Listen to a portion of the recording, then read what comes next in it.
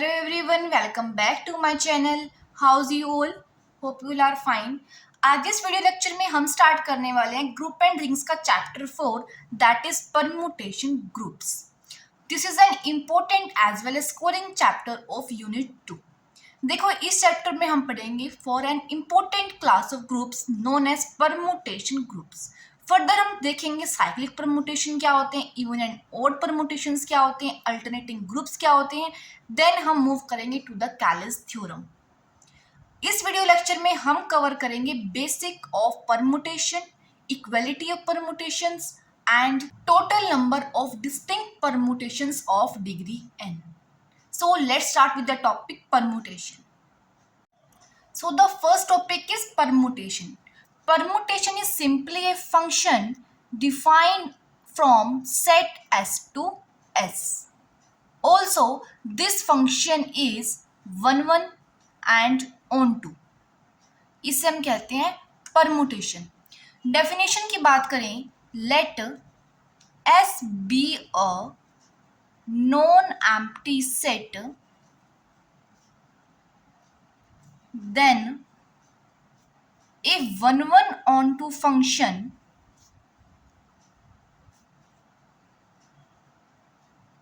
f from S onto itself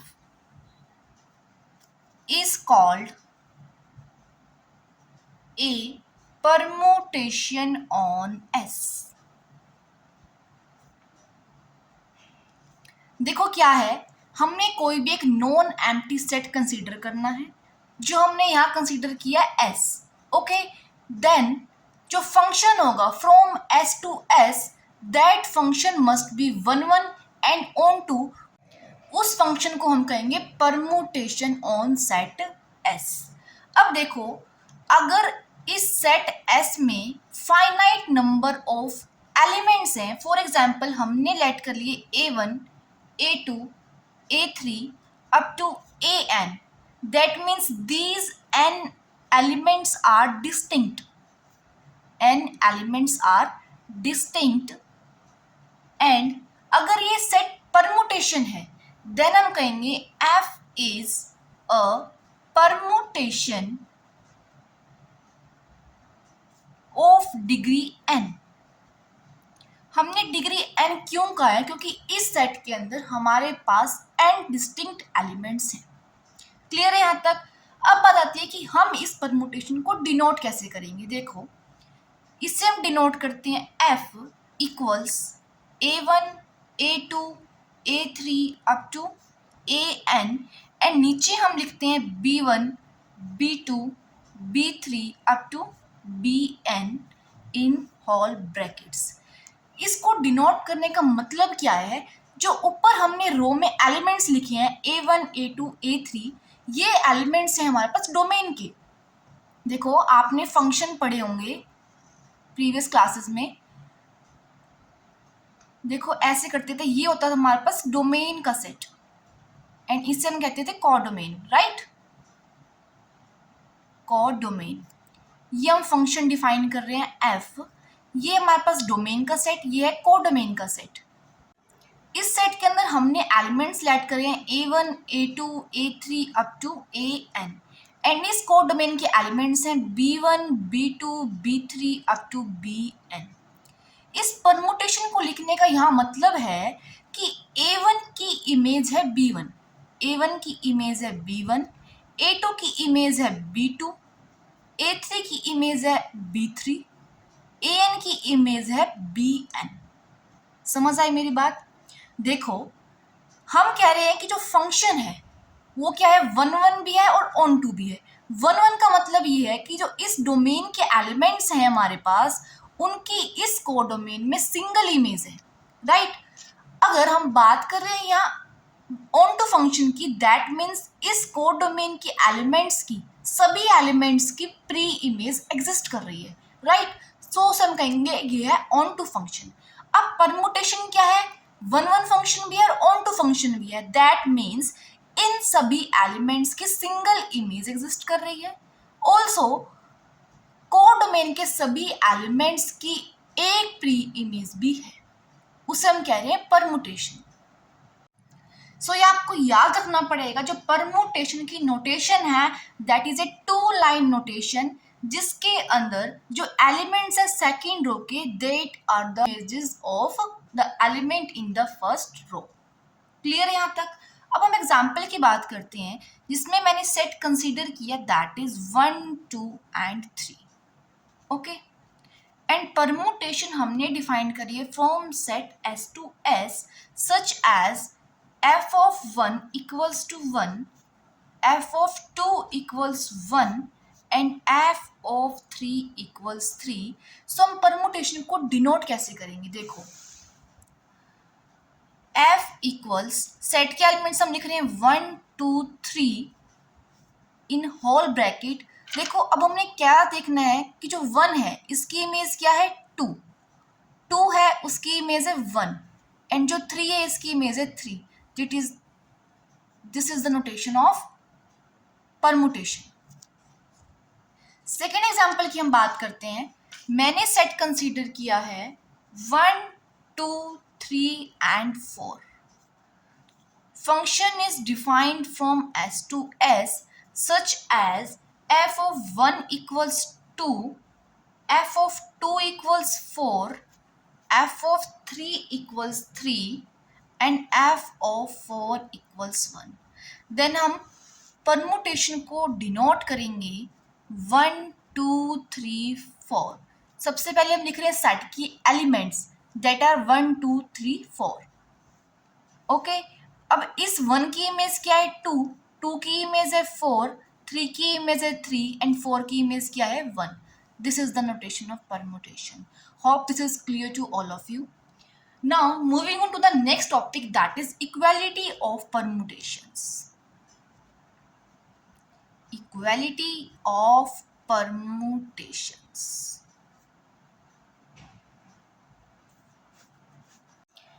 देखो, हमारे पास कोई भी अगर दो परमुटेशंस हैं, कंसीडर F एंड G, इन दोनों को हम इक्वल कब कहेंगे? If F of A equals G of A for all A belongs to S। नहीं समझ में आया? देखो, एग्जाम्पल से बात करते हैं हम। हमारे पास F फंक्शन है दैट इज 1, 2, 3, 4 एंड इनकी इमेजेस है हमारे पास 4, 3, 1 एंड 2। एंड अनदर सेट है G। देखो, उसमें हमारे पास एलिमेंट्स हैं 2, 4, 1, 3 एंड इनकी इमेजेस हमारे को गिवन है 3, 2, 4, 1। इन दोनों परमुटेशंस को हम इक्वल कब कहेंगे? जब जो एलिमेंट्स हमारे पास सेट S के, फॉर एग्जाम्पल 1, 2, 3, 4 हमारे पास फंक्शन F में, एंड यहाँ पर भी एलिमेंट्स हैं 1, 2, 3, 4 सेट S के। अब देखो, इनकी इमेजेस अगर हम चेक करें इन परमुटेशन F, सो 1 की इमेज क्या है? 4। अगर हम G में चेक करें तो 1 की इमेज क्या है? 4। 2 की इमेज चेक करें हम F में तो क्या है? 3। यहाँ चेक करें तो 2 की इमेज क्या है? 3। 3 की इमेज यहाँ क्या है? 1। यहाँ क्या है? 1। एंड 4 की इमेज परमुटेशन F में है 2 एंड 4 की इमेज परमुटेशन G में है 2। सो इन दोनों को हम कहेंगे इक्वल परमुटेशंस। क्यों? क्योंकि जितने भी एलिमेंट्स हैं हमारे पास सेट S में, उन सभी की इमेज परमुटेशन F में एंड परमुटेशन G में क्या है? सेम है। That means these two permutations are equal. So एक छोटा सा कंसेप्ट था इक्वालिटी ऑफ परमुटेशंस का। Now moving to the next topic that is total number of distinct permutations of degree n। देखो, इस टॉपिक में हम क्या पढ़ेंगे? हमारे पास कोई भी एक सेट S है that is finite. Okay, and हमने मान लिया इस सेट के अंदर n एलिमेंट्स हैं दैट आर डिस्टिंक्ट। ओके, अब अगर हमें डिस्टिंक्ट परमुटेशंस लिखनी हो तो वो इस सेट के लिए कितनी होंगी? सो ये कहता है कि अगर सेट के अंदर n डिस्टिंक्ट एलिमेंट्स हैं तो डिस्टिंक्ट परमुटेशंस कितनी होंगी? n factorial. फॉर एग्जाम्पल, अगर सेट S के अंदर 3 एलिमेंट्स हैं 1, 2, 3, तो इस केस में हमारे पास डिस्टिंक्ट परमुटेशंस कितनी होंगी? 3 फैक्टोरियल। अब हम चेक करते हैं कि इस सेट के लिए 3 फैक्टोरियल और डिस्टिंक्ट परमुटेशंस हैं वो कौन सी हैं। 3 फैक्टोरियल क्या हो गया, 3 into 2 into 1, that means 6 distinct permutations. अगर आपके एग्जाम में आ जाए कि सेट एस है हमारे पास 1, 2 एंड 3, देन आप उसके 6 डिस्टिंक्ट परमुटेशंस को लिखें। तो आप कैसे लिखेंगे, देखो हम सेट के एलिमेंट्स लिख रहे हैं 1, 2, 3, राइट। इस सेट के लिए हमें परमुटेशंस लिखनी है। सो जो लिखने का मेथड है, फर्स्ट परमुटेशन में आप लिखेंगे 1, 2, 3, ये क्या है, सेट के एलिमेंट्स। अब देखो 1 आप कर देंगे फिक्स, देन आप लिखो 2, 3, this is the first permutation. Next 1, 2, 3 है सेट के एलिमेंट्स, 1 को हमने कर रखा है फिक्स, नाउ 2, 3 को हम करेंगे interchange, that means 3, 2, this is the second permutation. The third one is 1, 2, 3, this is the element of set। यहाँ हम कर रहे हैं 2 को फिक्स, बाकी बचे हुए कौन से हैं हमारे पास 1 एंड 3, सो 1 एंड 3 लिख रहे हैं सेट के एलिमेंट्स 1, 2, 3, 2 को कर रखे हमने फिक्स, 1, 3 को इंटरचेंज कर देंगे। ओके, ये हमारे पास हो गए 4 परमुटेशंस। फिर 1, 2, 3 these are the elements of set, then हम 3 को फिक्स कर रहे हैं एंड बाकी रिमेनिंग बचे एलिमेंट्स कौन से हैं 1 एंड 2, सो यहाँ लिख रहे हैं 1 एंड 2 एंड लास्ट में हम क्या करेंगे, 3 को हमने कर रखा है फिक्स, 1, 2 को हम इंटरचेंज कर रहे हैं, हमें मिल रहा है 2 and 1। These are the 6 distinct permutation of the set containing elements 1, 2 and 3। अब जो ये परमुटेशंस आई है हमारे पास 6 डिस्टिंक्ट परमुटेशंस, इसे हम डिनोट करेंगे बाय P3 एंड इन सभी डिस्टिंक्ट परमुटेशंस को हम एक सेट में लिख रहे हैं, दैट इज 1, 2, 3, 1, 2, 3, 1, 2, 3, 1, 3, 2, 1, 2, 3, 2, 1, 3 एंड रिमेनिंग 3 हम लिख रहे हैं 1, 2, 3, 2, 3, 1, 1, 2, 3, 3, 1, 2, 1, 2, 3, 3, 2, 1 एंड अगर हम इसे कंप्लीट सेट में लिख रहे हैं, देखो इसे हमने डिनोट किया बाय P3, सो इसे हम कहेंगे सिमेट्रिक सेट। क्या कहेंगे, सिमेट्रिक सेट।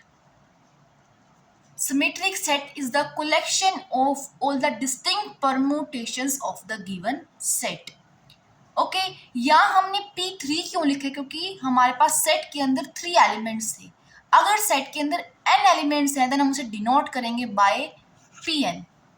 क्लियर है यहाँ तक। अब आप एक चीज और चेक कर सकते हैं कि जितनी भी हमने डिस्टिंक्ट परमुटेशन लिखी हैं, इनमें से कोई भी 2 परमुटेशन इक्वल नहीं होंगी, क्योंकि हमने पहले ही कहा ना कि डिस्टिंक्ट है ये, इनमें से कोई भी 2 इक्वल नहीं होंगी। होप सो आज का कंसेप्ट आपको क्लियर हुआ होगा, जो हमने बेसिक किया परमुटेशन का, इक्वालिटी ऑफ परमुटेशंस का and total number of distinct permutations of degree n का। So that's all for today. If you have any doubt in this lecture, then you can do comment in the comment section. Stay tuned for the upcoming video lectures.